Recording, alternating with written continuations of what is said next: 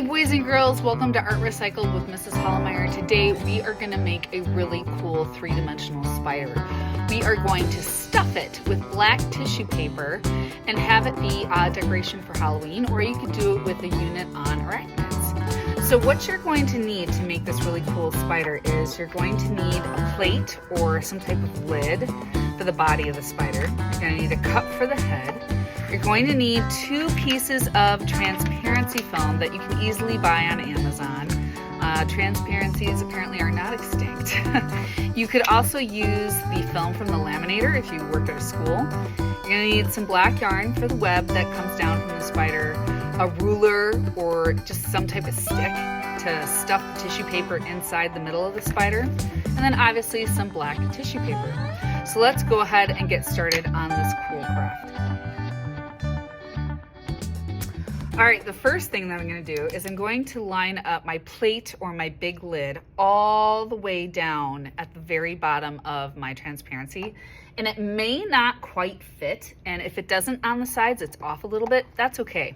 I'm going to take my black marker and I'm going to trace this.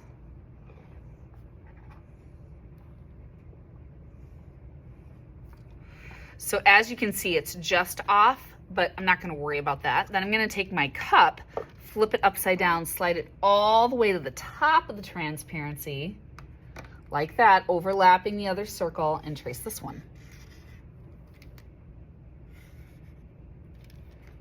And I'm not going to worry about this in the center because the tissue paper is black. It's going to camouflage it and cover it up. But if it really bothers you, just get a little bit of rubbing alcohol or hand sanitizer and you can rub this off here actually.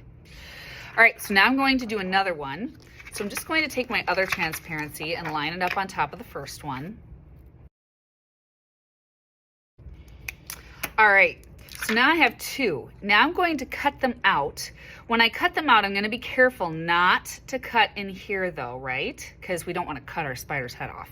I'm going to cut them out one by one because I found that if I try to take the 2 transparencies and put them together to cut, what happens is they end up slipping. It's pretty slippery stuff.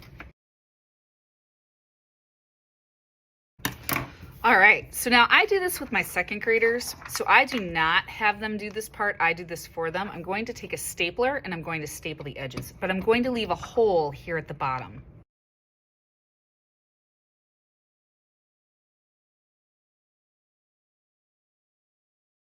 All right, so there is my stapled spider body. Now I'm going to take tissue and I'm going to crumple it up one by one and put it in the spider.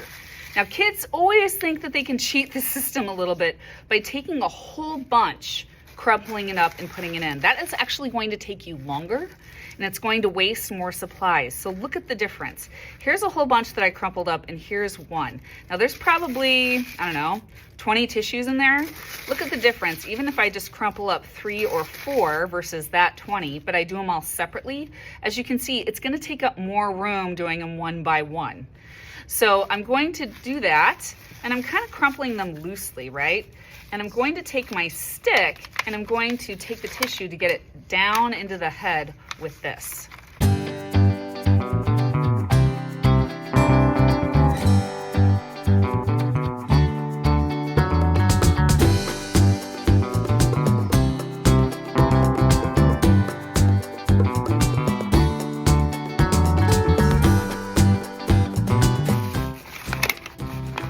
All right, now as you can see, when it's all stuffed, I'm finally going to take my stapler and I'm going to staple the belly closed. I also do this for my second graders after they stuff it.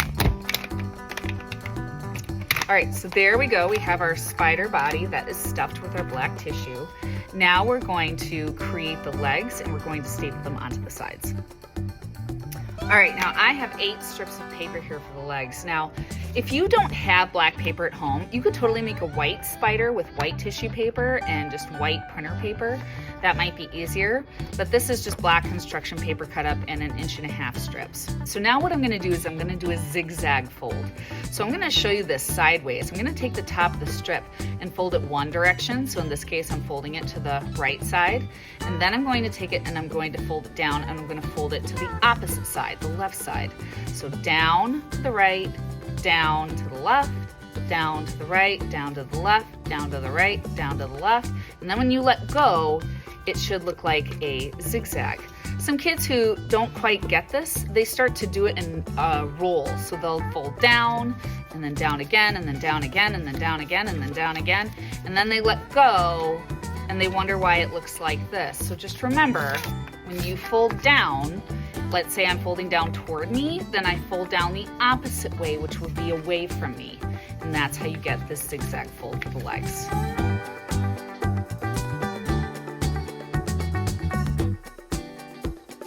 All right, when I have 8 legs, now I'm going to go and I'm going to staple 4 on each side of the spider.